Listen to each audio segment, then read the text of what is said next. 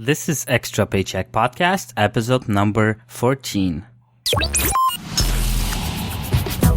You're listening to Extra Paycheck Podcast, where you will learn how to build and grow your own successful online business. Now, here's your host, Alex Soul. Welcome to yet another episode of Extra Paycheck Podcast. This is episode number 14, and today's guest is Robert Hicks, an entrepreneur from Kentucky who started lots of different businesses. Some of them failed, some of them succeeded, and today Robert is sharing his entrepreneurial journey with you. So enjoy today's episode. Hey Robert, welcome to the Extra Paycheck Podcast. Hey man, thanks for having me. I appreciate it. Let's start with you telling us a little bit about your personal story and later to move on into your business. What is that you do for a living? All right. Hey, Alex, let me ask you a question. You're from Montreal? Sure. Yes. Est-ce que vous comprenez le français? Oui. Je comprenais un peu le français. That's awesome, man. Yeah, just a little bit. Just a little bit. I actually learned a lot of French when I get these Pimsleur. You ever heard of Pimsleur? Yes, I know what it is. I got the Pimsleur, and I was like, man, I'm going to teach myself a new language. I'm going to learn French because it's awesome. I'd love to go to Montreal because I hear it's like the number one city in North America.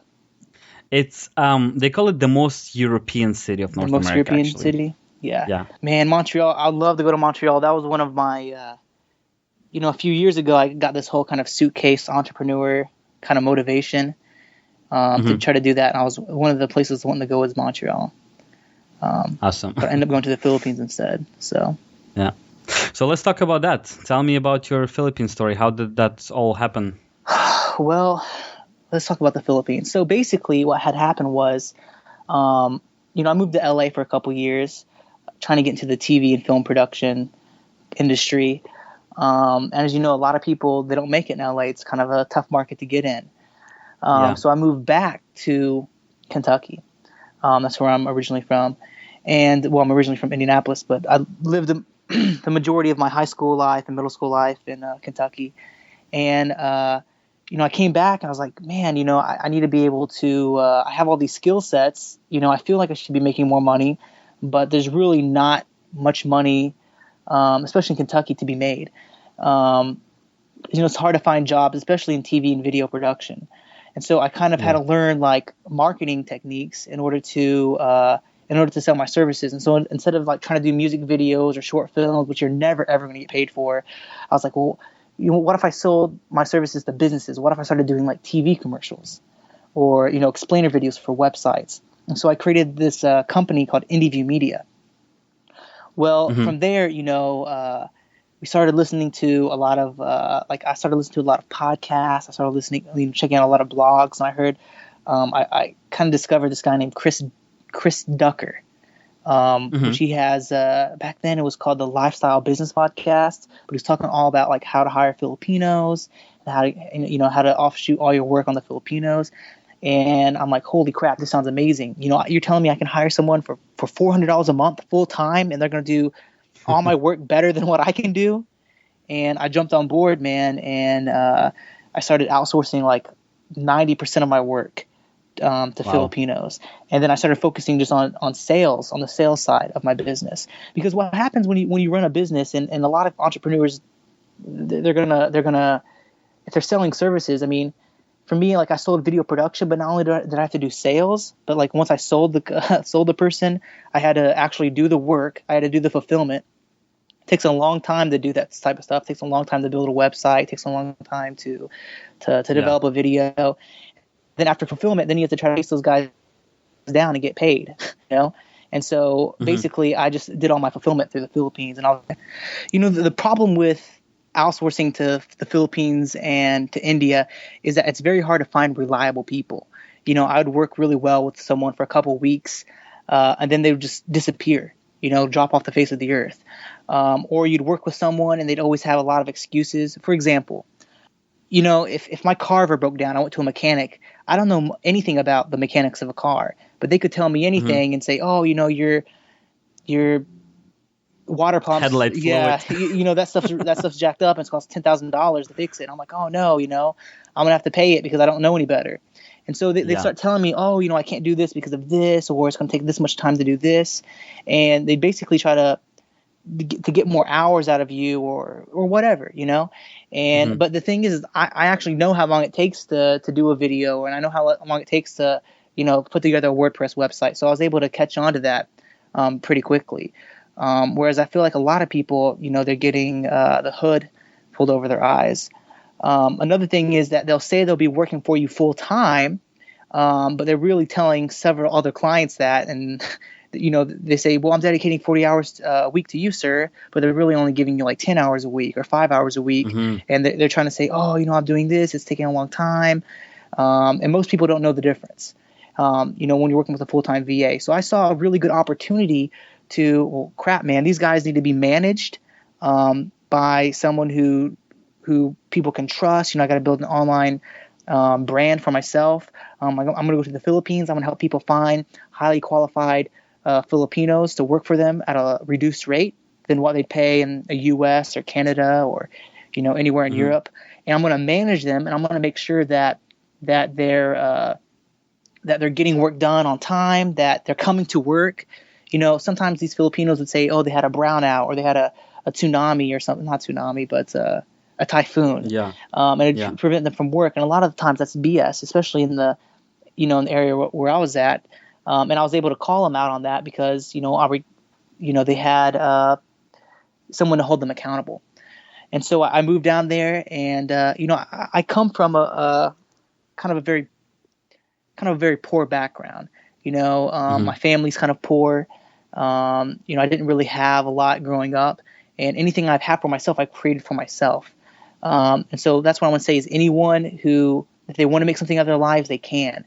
But when I went to the Philippines, I think I went with like $1,200. I mean, that's all I had. Wow. Because at the time, you take people who are only making like minimum wage and that's all they've made their entire life. It's hard for them to know what else is out there. I remember when I first started making, the first year I made $30,000, I was living on top of the world because like, holy shit, like I never thought I would make this much money. And really, in retrospect, it's not a lot of money.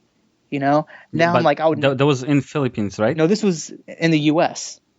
Okay, that's before going to the Philippines. Because I came up pretty poor, and when I first made that $30,000, I was like, man. And now when I look at it, I'm like, well, $30,000, like I can't even live on that. But that first year I made $30,000, I was like, holy crap, I'm living on top of the world. I can do whatever I want, But at the time, I was making around $2,000 a month, and it was pretty passive because I had these clients who were getting things pretty regularly, and then I was having someone in the Philippines do the work. And so that's why, $2,000 a month after you pay out people, I was doing pretty well, and for myself at the time, because I know no one else would pay me any more in that area. So $1,200, that's all I had. And I moved down there, and my Filipino VA at the time, they set me up with an apartment. And then from there, I just started SEO optimizing my website. I put an explainer video on my website. I started reaching out to people on, different forums and directories and stuff. And I started getting clients, man. And that's the greatest feeling in the world, is when you actually see people appreciate what you're trying to do and want to hire you as a result. It's very rewarding, because I was like, man, this is a risk for me coming out here. I'm buying one-way ticket here, which is technically illegal because you're supposed to buy a round trip. Like, man, I didn't have a visa, but I think I'm going to make something out of myself here. I'm going to go on down there. I'm going to try it. And, so I started doing the work. I built a website. I did an explainer video that kind of highlighted all the issues. I'm like, are you having these issues with your Filipino VA? And then I started, providing the solution. People started hiring me, and I started doing really well. I think the reason, though, why it ended up not, and to me, and I called it Hire in the Philippines, so if you ever research it, you may be able to find it. But to me, it was a success because I learned a lot about online marketing. I implemented a lot of all the theories that everyone talks about, and it paid off. And I was able to survive out there. I think the reason why, though, it didn't continue and grow like I had hoped was it just wasn't scalable. I could only make as much money as the people I could hire, and I could only fit so many people in a room. Unless in the Philippines, they have a rule where it's like, if you make, it has to be 60% Filipino owned, 40% Filipino owned. And in order to move in an office, they require you to have all this paperwork. And to me, it just wasn't worth it. And I wasn't able to move into a larger office and to scale up because I couldn't get the paperwork. So eventually I was like, you know what? I'm just going to move back to the US and just see what I can do from there. But if anyone is out there and they're listening to this podcast, and if they can talk to an employer and they can say, listen, right now I'm making $60,000. I'm doing all this stuff. I'm telecommuting from home anyways. If you wanted to pay me $50,000, I'll take a $10,000 pay cut and go to the Philippines for a year. I would suggest it because you have a lot of fun. And I'm sure life is a lot cheaper there than in the US. Oh, it's definitely a lot cheaper. And especially if you're a single guy, you'll have a lot of fun as well. I mean, it's true, man. Let's think about like this, like a pack of cigarettes in the US, depending where you're at, like $6-7. A pack of cigarettes in the Philippines is like $1, less than $1. A bottle of beer, depending where you're at, is like $3-4. In the Philippines, you can get it for like less than $1. Stuff like that. Anything that's produced on a local scale, that can be produced locally, is very, very inexpensive. Filipino food is very inexpensive. Filipino labor is very inexpensive. Right now I go to a masseuse here in Lexington. I think it's like $75 plus a tip for a 90-minute massage. In the Philippines, it's like $5. It's like 250 pesos. And you get a 90-minute massage.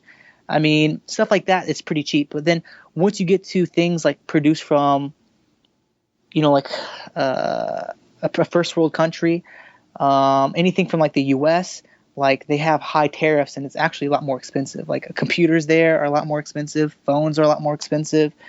Anything like that. Clothes are a lot more expensive, which it always kind of boggled my mind because I'm like, China's right here. Like why is everything so much, like, what are you doing shipping it to the US and shipping it back here? But I guess that's what they do. Like, or maybe just the import fees are super high. Yeah, import fees are super high. It's ridiculous. But I mean, you can go out to the Philippines, give it a year, and you have a lot of fun. Yeah. Sounds good. I actually know quite a few online entrepreneurs who they call it travel living. Right. Basically, they travel to mostly Asian countries because it's so cheap to live there and the rent is cheap, everything's cheap, right? And they just go there for 5, 6, 7, 8 months out of the year. They rent a house on the beach for $200 a month. Yeah. And they keep doing their online business, making, the big difference is that you could make $1,000 or $2,000 a month US and live in those places like a king. While in US, you'll hardly get by with, $1,000, if you will get by with $1,000 these days. Right. Well, one thing too, it's like, it just really depends. I think for me to go back to the Philippines, I need to be able to make at least, for me, comfortably, at least $3,500. Because before, when I first got there, I was, like I said, I had about $1,200-1,500 a month in revenue after paying my VA.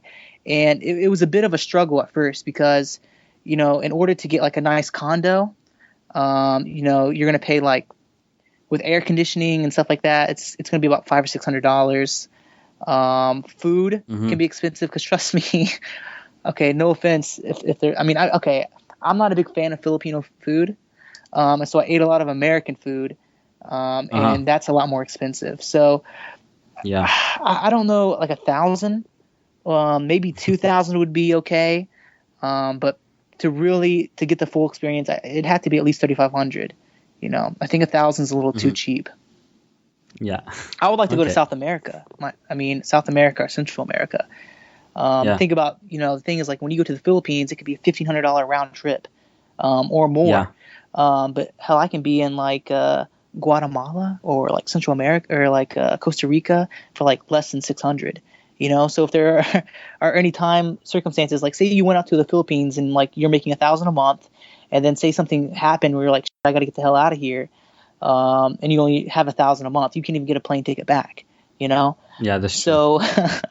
So if you're in like South America, Central America, it's a little bit cheaper, I think. And there's a lot less people in Central America that's true. than than in the Philippines. I think Manila is actually the most populated city, like not populated city, but like has the most people per square mile, I think, than any other country in the world.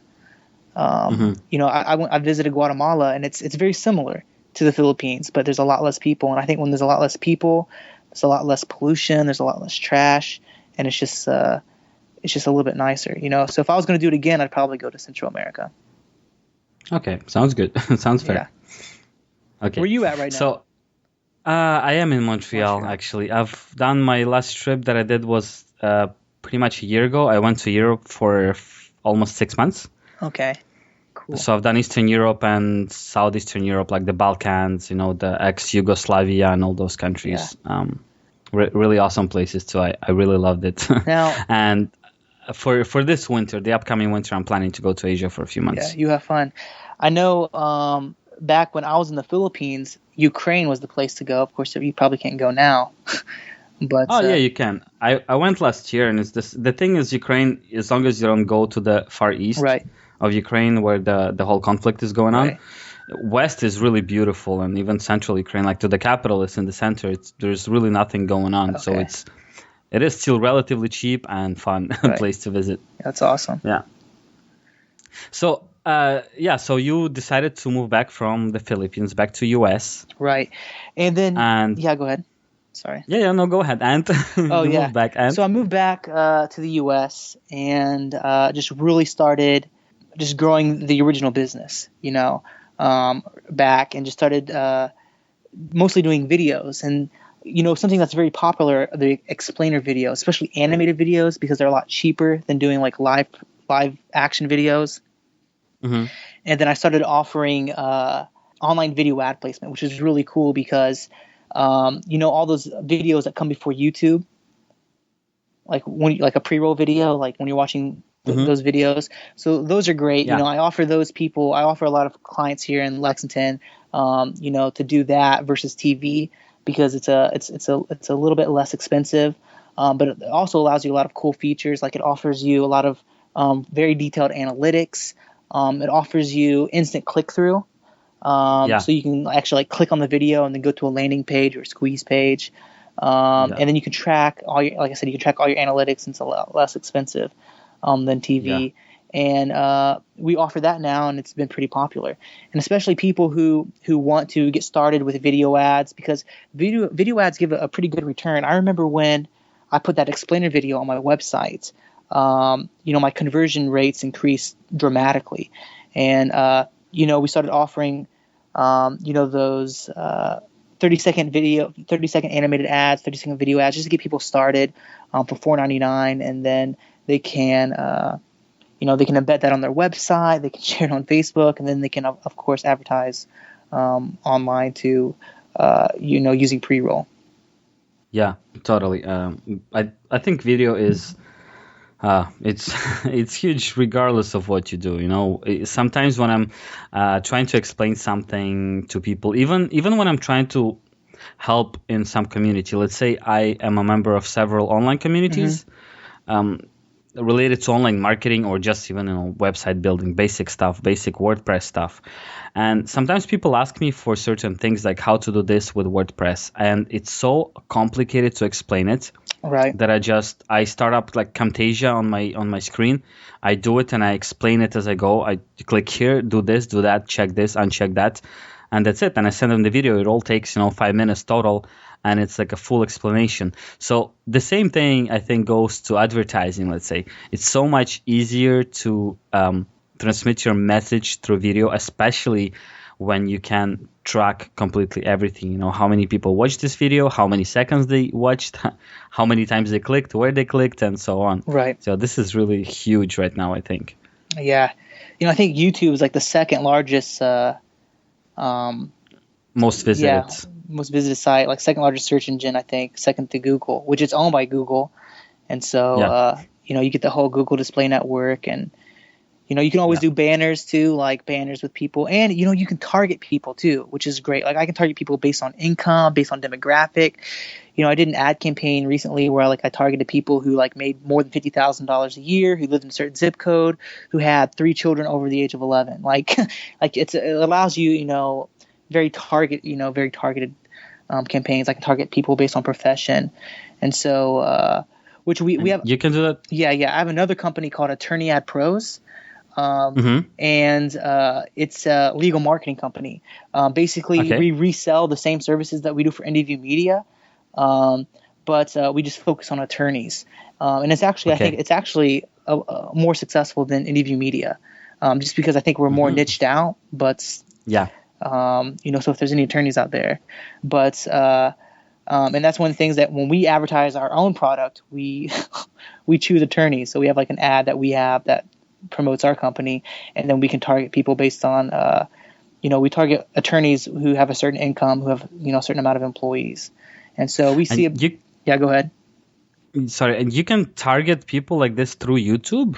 Well, we actually use a separate system that I really can't I know I can't really disclose it because it's kind of like our trade secret, and we have a lot of look, you don't have to disclose that, but you could still give the basics. So basically, using a system that grabs that data from somewhere else, and it uses YouTube as a platform to display the ads, right? Yes, correct. Yeah. Okay, that's super interesting. Yeah, I'll have to dig into that. It's sweet, man, and you can also target people based on their buying habits and all that stuff too. So it's really incredible. And, we see about a 700% return. So for every dollar invested, we see a $7 return. So I think that's 700%. I'm not very good at math, but I'm not very smart either. That's the thing. So if I'm able to make money, make a good living doing this, anyone can. So, all I had to do was just listen to some podcasts and study some blogs and just implement what I learned to create a business, So people who are checking out your podcast, reading your blog, man, if they just implement what they learn, they'll be able to make something out of it. Yeah. See, you have just explained the reason why over 90% of people, especially online marketers, why they fail. Because they spend their lives learning something to perfection, but they never spend a single minute implementing the knowledge. And, if you don't implement it, you're not going anywhere. Right. Yeah. They say it's 10% knowledge, 90% sweat or something. Yeah, something like that. Exactly. Yeah, you have to be able to implement it. But it is true. Yeah. So right now, I think we're going to start, we're just kind of talking about it. I'm not sure if we're going to do it or not, but we're wanting to invest in bidets. Do they have bidets in Montreal? Some people do. It's a funny product, I know what it man, is. But it's funny, but I think they can sell, man. Well, as far as I know, this is more of an upscale upgrade to your bathroom, right? So it's more high-end places and high-end houses will have bidets there. I think business to consumer, is a little bit easier of a business to get into. And of course, I want to do something where I don't have to do a lot of fulfillment, if I can sell something, ship you a bidet and make my money, I'd rather do that than, spend a lot of time, developing something that requires creative input. The bidets that we're wanting to invest in, it's pretty cool. It's just like an attachment to your already existing toilet. And you just hook it up to the water tank. Because, there's a water hose that comes from the wall. You just hook that up to the bidet and the bidet up to the toilet, and it just works just like a bidet, and it's very inexpensive. Right now they're going on Amazon for $40, shipped to your house in 2 days for free if you have Amazon Prime. That's cheap. Yeah. It's funny, man, but there's a whole thing out there that people are doing right now. Selling stuff on Amazon, selling stuff on eBay. Through FBA, yeah. Right now, I'm going to go to eBay right now on my right now. I'm typing bid. I'm actually starting to sell my own products right now on Amazon. On Amazon, yeah. So it's supposed to be really good. Look, here's one of these bidet attachments. It sells for $36.91. It was $38.85, but now it's $36.91. It comes with free shipping, and they've already sold they're sold 300. I look at the one above it, 441. You know, the one I have right here, 3,100 sold.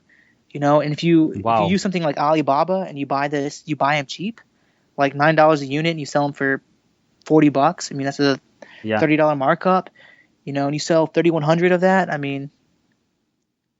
Or, you know what you could do? This was done by Ryan Moran with yoga mats. Yeah. And he's made like a lot of money with that. Basically what he did, or what you could do, or someone that wants to sell the bidets online. Yeah. You find the clients that already bought them. You try to figure out who those clients are, who already bought them, and you survey them. You ask them what they didn't like about it and how you could make a bidet better than it is. Then you follow that exact process I just mentioned. You go to Alibaba, you find the manufacturer, you ask them if they could change a few things, if they could make it, let's say, larger, or if they could make it thinner, or whatever people are disliking, right?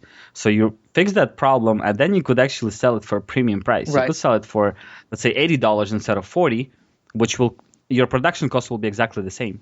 But you'll sell it for a lot more because it is better than all the other ones. What was he doing with the yoga mats that made them premium? Well, that's the whole thing. What he did with yoga mats, he went to, as far as I remember, he went to yoga studios and he asked all the people that were doing yoga why they are not happy with their yoga mats. What would make a yoga mat better? So he interviewed hundreds of people, and everybody, most of the people had the same complaints. Let's say most of them said that it's too slippery or it's too thin, and the color should be black because otherwise it just gets too dirty too fast. Right. So he found, I think through Alibaba, he found the manufacturer of yoga mats in Asia. He contacted them and he asked them, can you make it, let's say, instead of 4 millimeters, can you make it like 7 millimeters thick? Or not centimeters, millimeters, I guess. Anyway, he said, could you make it black? Could you put more anti-slipping materials at the bottom? Stuff like that. So he made it exactly how the people wanted it. And he started selling them, and I think they sold over $1 million worth of yoga mats within a year through Amazon alone. Right, but I think the thing that makes it sell more is the reviews, right? Because, I mean, he had to do some type of marketing to let people know. Yeah, of course, it reviews that, but I mean, you can have good reviews if you have an average product that everyone else has, right? I mean, you won't have as many reviews. But of course, if you go through Amazon, reviews is like a huge part of it. And if you start selling through Amazon, you'll have to start hustling of, getting those reviews and asking people for reviews directly. Because a lot of people, most of the time, right, they wouldn't leave you a review simply because they are satisfied with the product. Right. They would leave you a bad review because they're unhappy, but if they're happy, they just wouldn't say anything. So you kind of have to go in front of them and be like, hey guys, you like my product, leave me a review. It's my lifeblood of my business. It would really help me out and I would really appreciate it. And people would usually do leave a review because it takes a few minutes, so they don't really mind, right? Yeah, I've noticed that whenever I've been traveling a lot, that any of these like touristy things that you do, like for example, I was in Louisville and we did this this mega cavern where like you go under this giant cave and you go ziplining in the cave. I think it's the only like zip line underground in the world.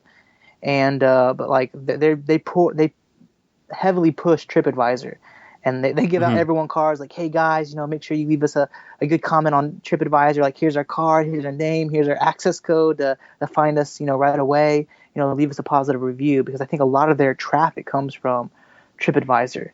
I went to Puerto Rico a couple years ago, and we did some type of like adventure tour where it was like a combination of zip lining and like rappelling from like waterfalls and stuff like that. And they have a pretty good business. And again, they're doing no online marketing. They had no website. They had just a phone number and then just a listing on Tripadvisor. And I mean, they were doing like really well. And so it really comes down to just getting those reviews and then ranking higher for those good reviews.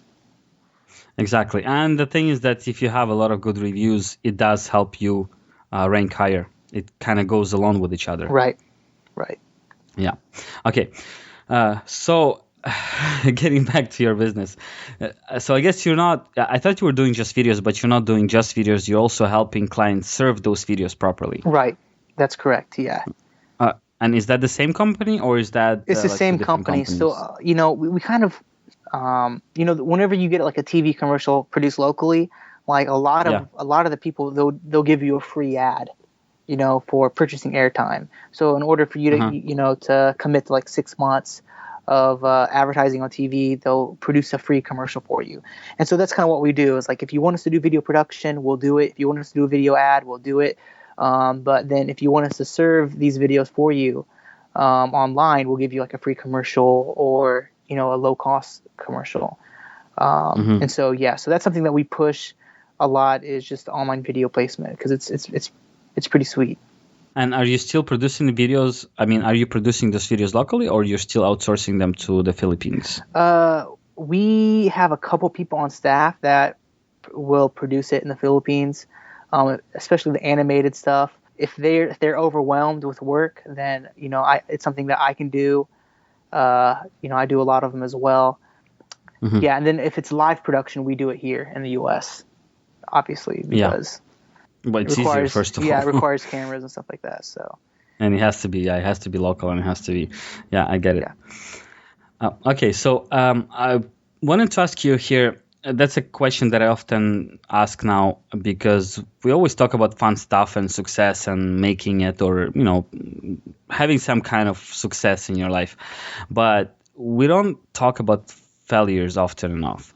So if you could, I'd love to hear one of your biggest maybe failure stories, one of your biggest moments when your entrepreneurship moments, when you thought, screw that, it's too hard, I'm not making it, I should just quit and get a regular job. Right.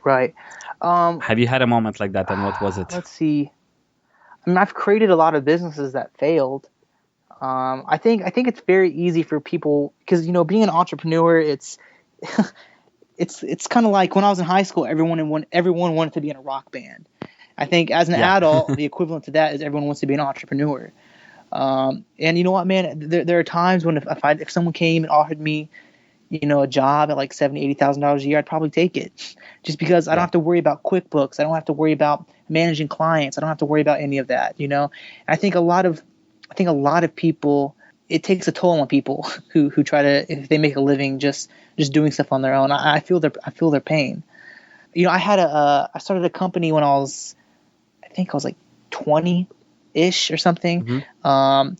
It was called Educate the States, and the idea I had for that was we would provide online tutoring for grades K through 12, like online math and science tutoring, and they would just get online and chat with an educated person who could help them with it. And what we're doing is we're hiring people in India, like people with like master's degrees in teaching in that relative field, and we're hiring them to chat with people online, and they pay a subscription fee. And that was something that just didn't work. But at the time, I didn't know a lot about marketing, a lot about how to present my stuff. I just had an idea for a business that I thought would be profitable. And it's just something that I failed at horribly. But I think what people need to realize is that you need to create value. I mean, that's where you make the money, is by creating value. And if there's no value created, then it's going to be very hard to have a successful business.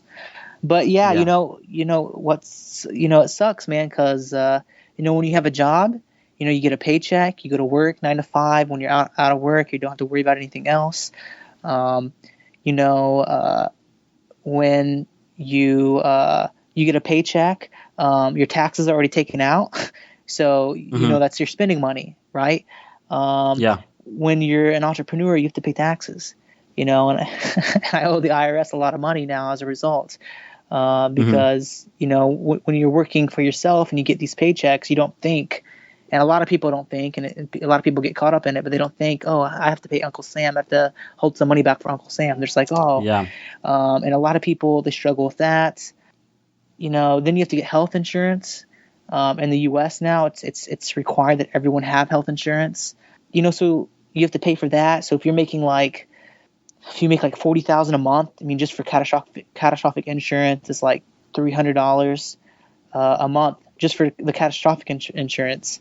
And that's a big expense, that you have to pay, but if you have a job, they take care of that. So I guess, there's a lot of pros and cons to having a job and just being an entrepreneur.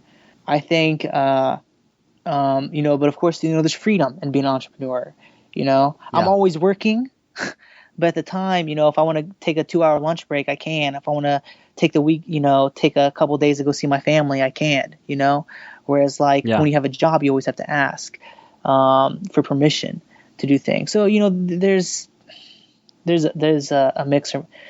But, one thing that if you take the skills that you learn and you become a skilled person and you develop a skill set and doing my whole entrepreneurial experience and traveling abroad and all the things I've experienced through that, I've developed a lot of skill sets, and I've developed a way to market myself. So even if I did get a job in the future, it's something that I'd have a higher advantage of getting something that I really liked and really enjoyed, and I'd probably get a higher salary because I know how to market myself, and I had a lot more skill sets than people who don't, because they don't have that same experience. Yeah. And I was listening to something similar reading in 4-Hour Workweek by Tim Ferriss. Yeah. And one of the things he mentioned at some point, he said that a lot of people, especially fresh out of college, right, they're scared to travel and to try something new. All they want is they're like, well, I finished school, I should get a job and start building the experience. And usually when you go from school, your first jobs are probably not going to be the jobs that you studied for. Right. And even if they will be, you'll be at the lowest scale paid because you're just starting. So he's like, ask pretty much any employer, who would he rather hire? Someone who finished college and has 1 year experience working, or someone who finished college, went to Philippines for a year, started his own company there, and then came back, Right.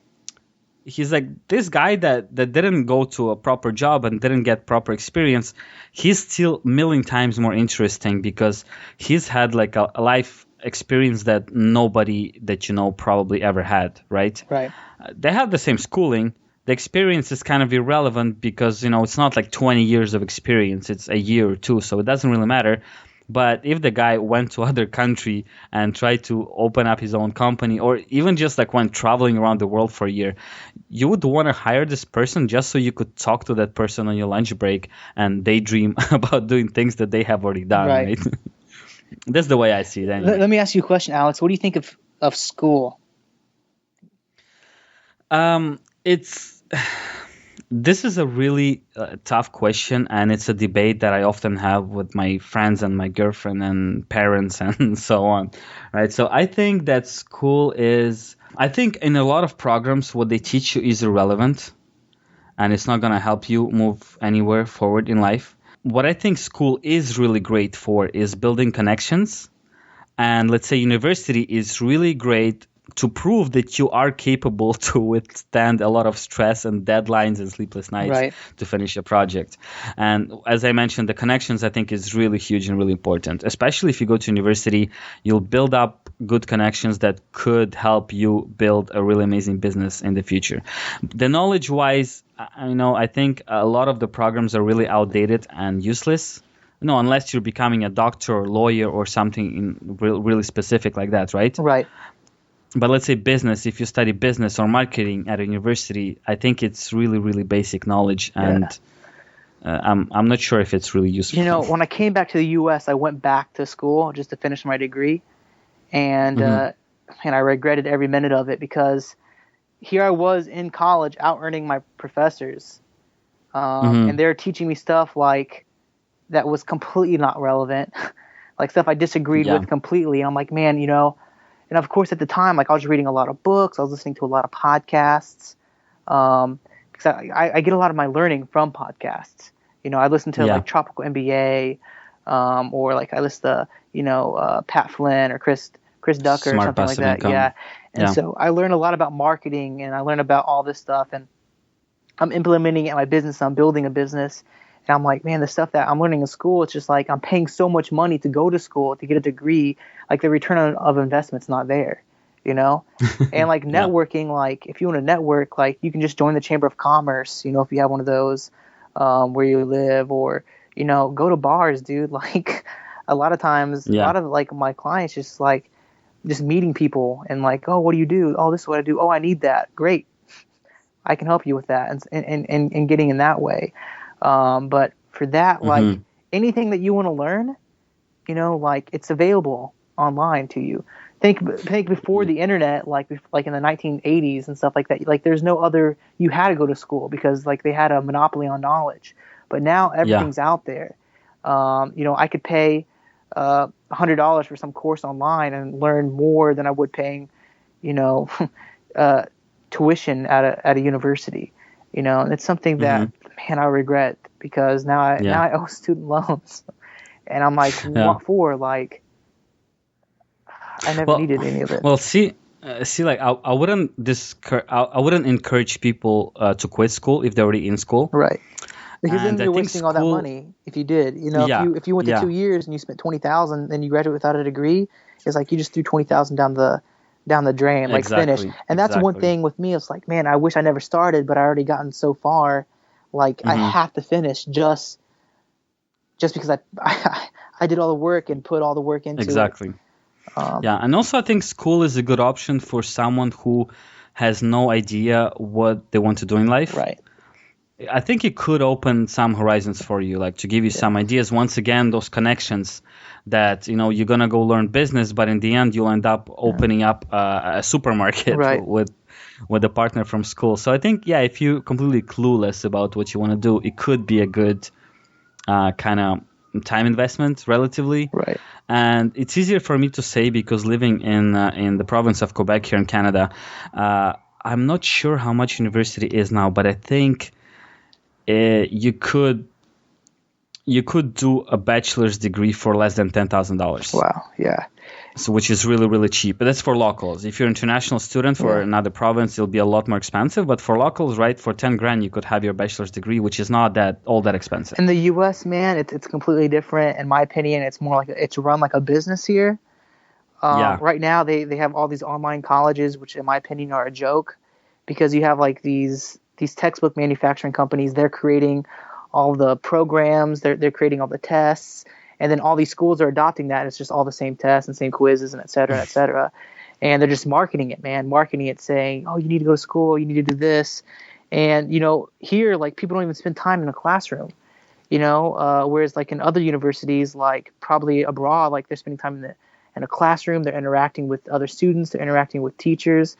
Now a lot of the people I know, they just went to school online and pay a ton of money for it. You basically graduate with a mortgage, depending on what you're doing, so and what kind of school you go to. Yeah. So if I was going to tell someone to go to college, college does make you more well-rounded.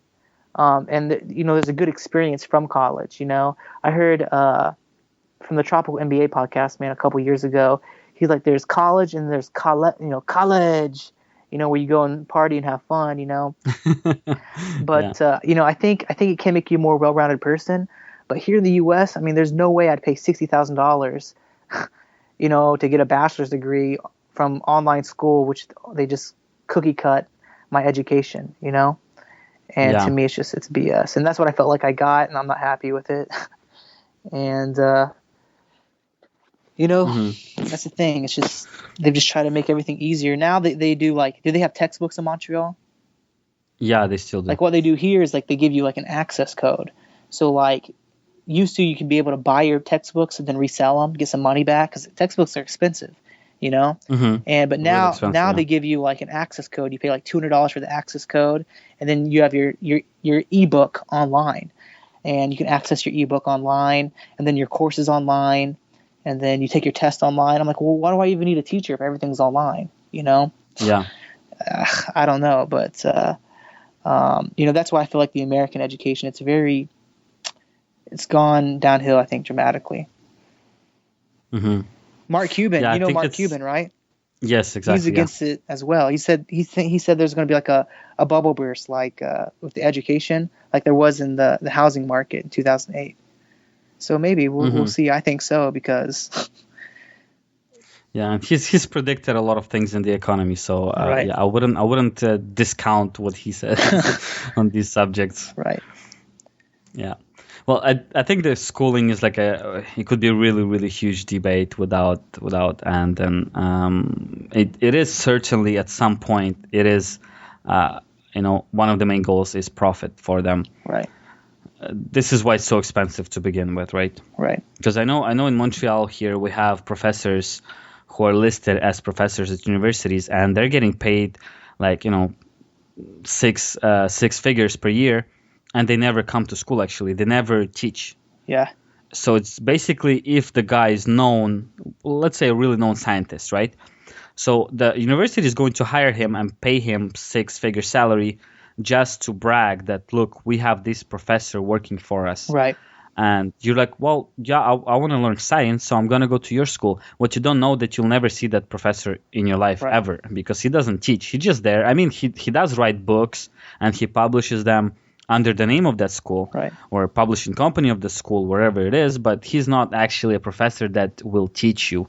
So, it's all like a marketing gimmick, and once again, for money. That's what you do. You compete with other universities because you want to make more money. Okay, anyway, we're getting like way off subject, and we're actually going to finish up the show soon. I have a few more questions for you. So the first question would be, and it's an important one, what would be your most important suggestion to any and every beginner entrepreneur? Just do it.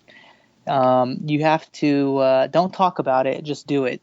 Because a lot of people, they talk about things that they're going to do, and then they never do it, and they look like an idiot for talking about it so much and then not have done it. So, or they're afraid to. I've always said that, look, if there's a pretty girl and you go talk to her, there's a 50-50 chance you might get a date. But if you never talk to her, then you're never going to get a date.